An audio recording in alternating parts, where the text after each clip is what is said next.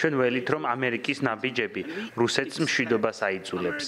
მოსკოვს ამერიკის ეშინია და ყოველთვის ითვალისწინებს მას. გაერთიანებული სამეფო აქ არის, უშიშროების საბჭოს მუდმივი წევრი.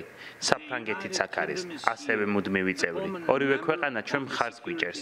მხარს უჭერს ჩვენს ხალხს, ჩვენს დამოუკიდებლობას. ორივე ხელს უწყობს დიპლომატიას, გაეროს უშიშროების საბჭოს სხვა მუდმივ წევრებთან ერთად. ჩაიშალა ბუდაპეშტის მემორანდუმი, რომელიც მიზნად ისახავდა უკრაინის უსაფრთხოების გარანტიების უზრუნველყოფას. თუ უკრაინა ბირთვულ იარაღს დათმობდა.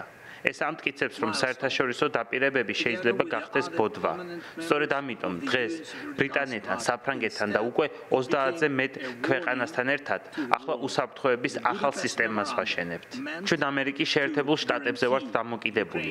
რეალური უსაფრთხოების გარანტიების გადაკვეთა რუსეთს აღარ უნდა შეეძლოს. აი ერთი მაგალითი იმისა, თუ როგორ შეუძლია მუქარას ომის შეჩერება. თუ ჩვენ შევძლებთ ჩვენი პოზიციის გამყარებას ერთობლივი სისტემით, რომელიც დაიცავს ცას რუსული რაკეტებისა და დრონებისგან. ეს აიძულებს რუსეთს შეწყვიტოს ციდან თავდასხმა, რადგან ყველაფრის განეიტრალება შეგვეძლება. ამიტომ პუტინი იძულებული იქნება აქ ან სხვა საპატიო ადგილას იჯდეს და შეთანხმებაზე იმუშაოს. თუ ცაში ომი არ იქნება, რუსეთი ვერ შეძლებს ბრძოლა მხოლოდ ხმელეთზე განაგრძოს.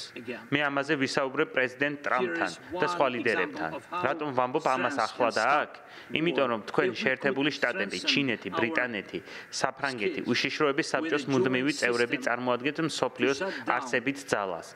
ძალას, რომელმაც უნდა იმოქმედოს მაშინ, როდესაც მხოლოდ საერთაშორისო სამართალი ვეღარ მუშაობს.